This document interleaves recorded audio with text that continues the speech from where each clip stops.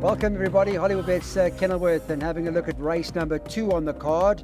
This particular event is a class 4 and they're going 1400 metres. We look forward to some good racing. Fortunately in Cape Town this time of the year, no issues with rain and all that sort of stuff. So hopefully a beautiful day for everybody to enjoy some racing. I know the Joburgers, so to speak, are looking forward. They're chomping at the bit to get back into betting again. All right, let's get to the market where number 7 on the card, Regulations favourite, 2-1 at this point in time. We are doing this Friday morning. One, Honour of Kings, as a second favourite at 7-2, and they're both from the Justin Snaith stable. And Candace Bass Robinson, a Betway ambassador, as you know by now. Number 3, Master of the Desert, is at 4-1. You can get 7-1 and better about the others. Change of ownership now, Regulation, Daryl Marie. Now Greg bought his colours and was with the Forsters, I believe, is also. Yeah, apparently. Yeah. Interesting. Yeah, Clyde. Also interesting is that the tongue tie gets removed. I thought his 2 wins have been with the tongue tie on. So let's see how he goes. I think he wasn't disgraced last time out. Take note, Clyde, the horses that all finished ahead of him. Listen to this. All of them who finished ahead of him take part in the Derby. Later on the card, Zast, Garrix, Native Ruler, Dustle Dawn, Sail the Seas. Yeah. I love his chances. He has met Honour of Kings in the past. He beat him. He's a kilo and a half worse off. I mean, I expect them to fight it out. If you're not convinced with the 2 of them in the opening leg of the bipod, possibly include number 6, Scottish Lynx. Got improvement to come, but I don't think he beat the strongest of fields last time out. You know, Honour of Kings, he's 1-from-1 with the blinkers. He's now making his debut as a gelding with that draw, probably favouring him over Regulation. So in order, 1, 7, and then 6. Okay, 1 and 7 for Daryl's first leg of the bipod. He's put both of them in, as you can see, both Honour of Kings and Regulation.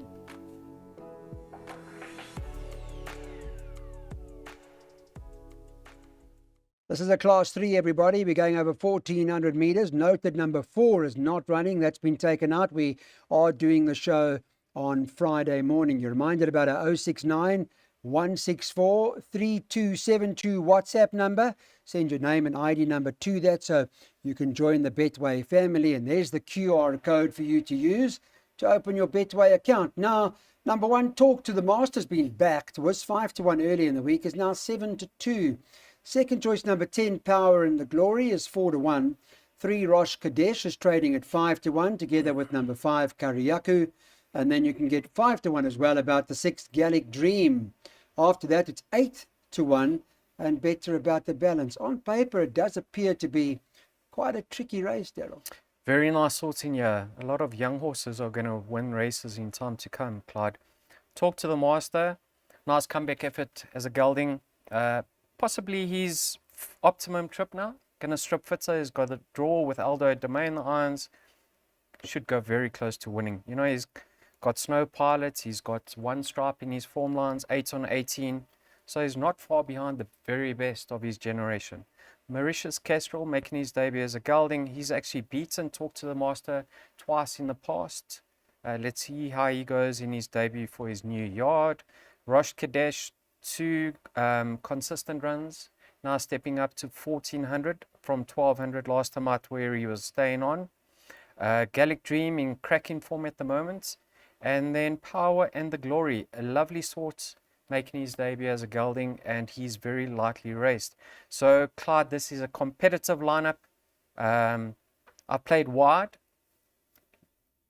Maybe luck in running will determine the outcome.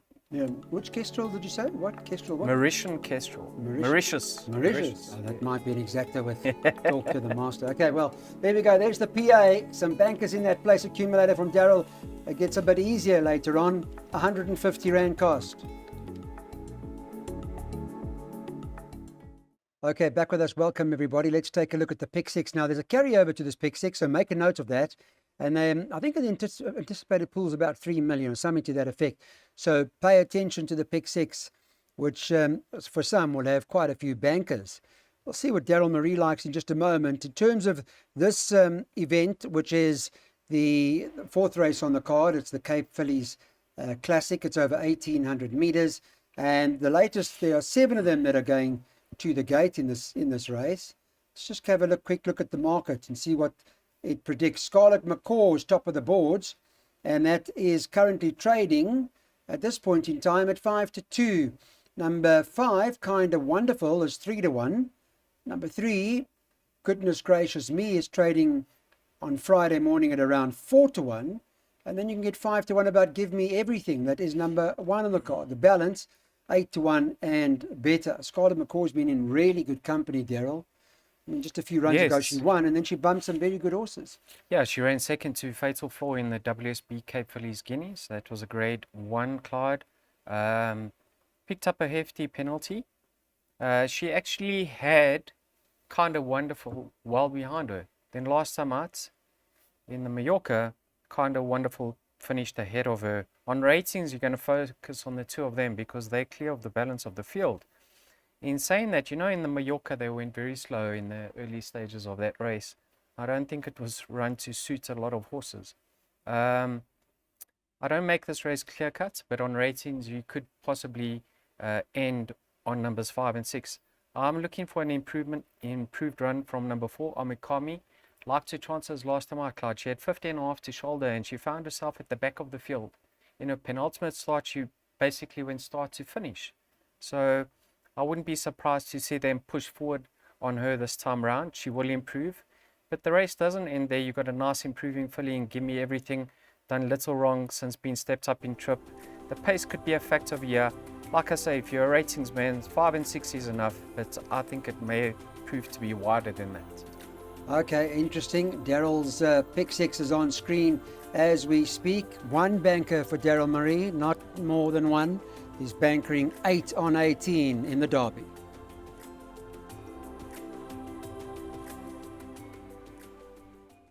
This is the City of Cape Town Jetmaster Stakes. It's run over the 1,600 metres there on Friday morning. 10 of them are going to the gate. Some lovely horses, and good to see It Again and Mace Roberts back in the Western Cape. Pierre Stratum is riding See It Again and is priced up at 11-20. Number 9, Mo Capitano, is the second choice at 6-1. You get 7-1 about the Real Prince, number 5 on the card.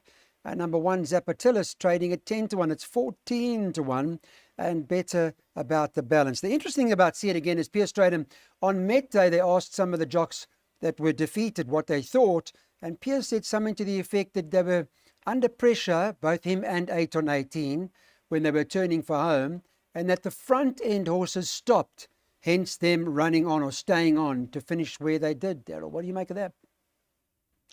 Well, they did. The closers did dominate the finish in the end. Yeah. I mean, they flashed up late.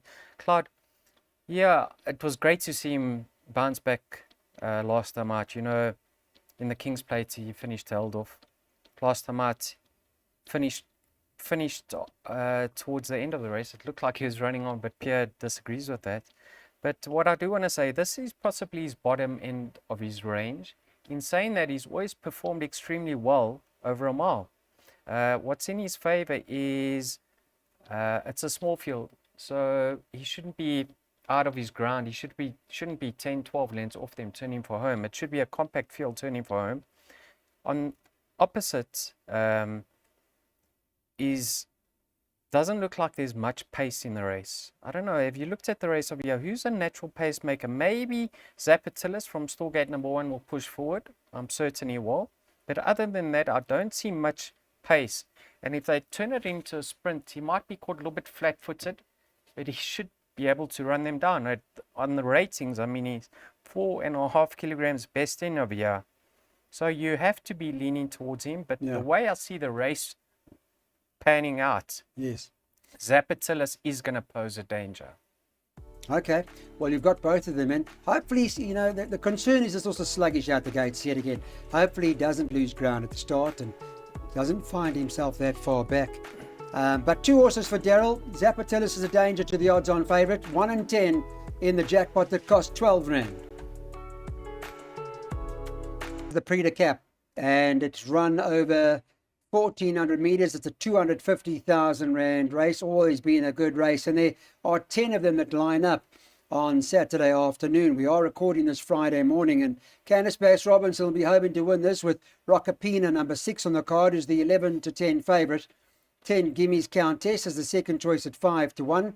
11 to 2 about 1 Mon Petit Cherie.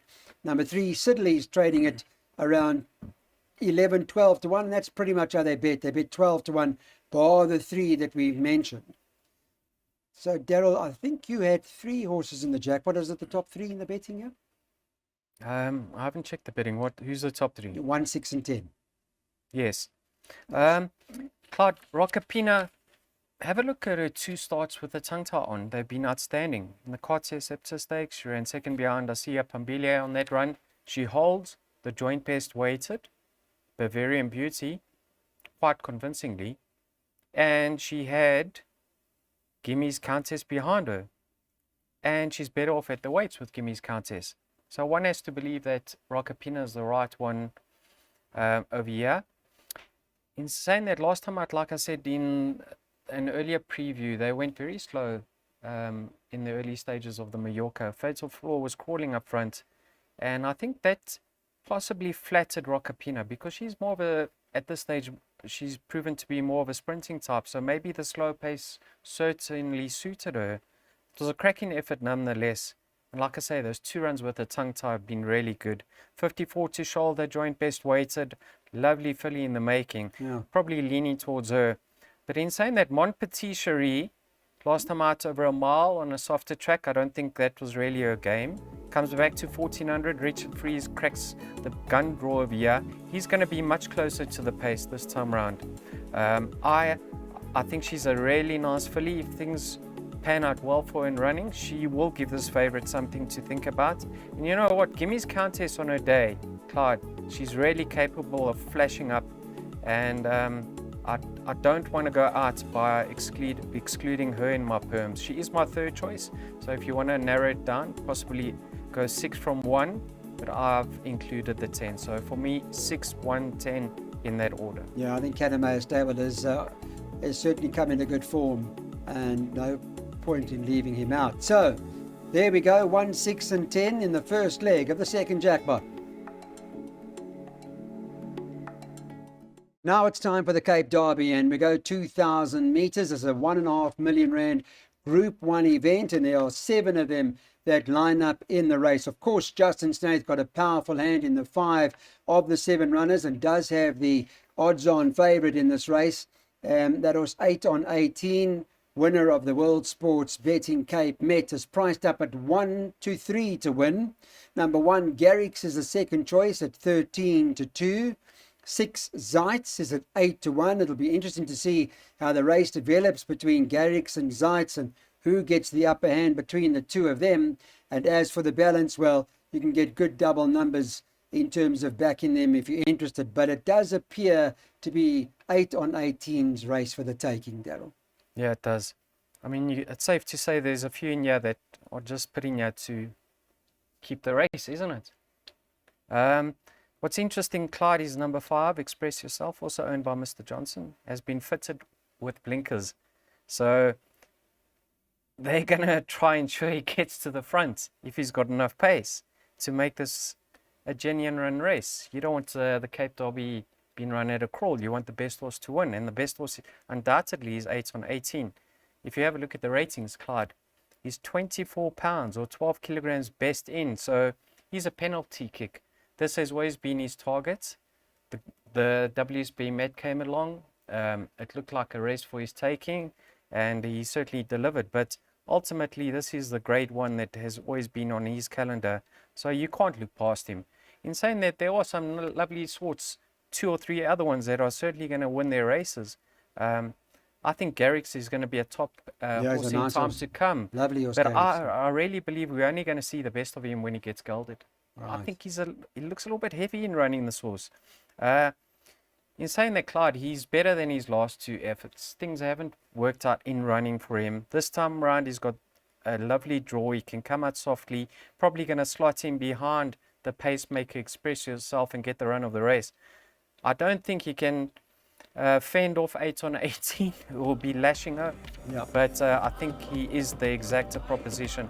So we're not going to make money by backing the favourites, but hopefully we can catch the exacta straight line. All right. Get the money from the exacta straight up, 2 then 1.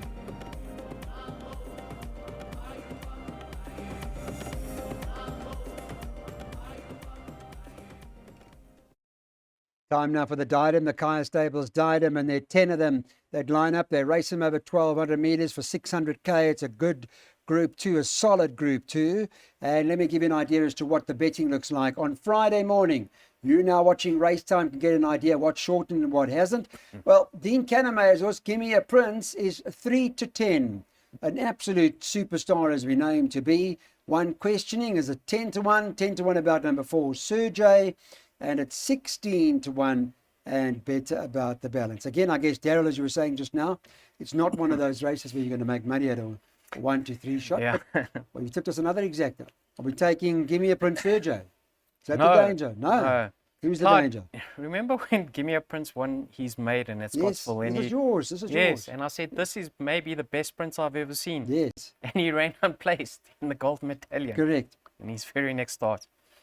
Anyway, it was lovely to see him win last time out. I mean, that was the Cape Flying Championship, the Grade 1. He slaughtered his opposition, tracked the pace, quickened up beautifully. I mean, it's hard to see him get rolled over.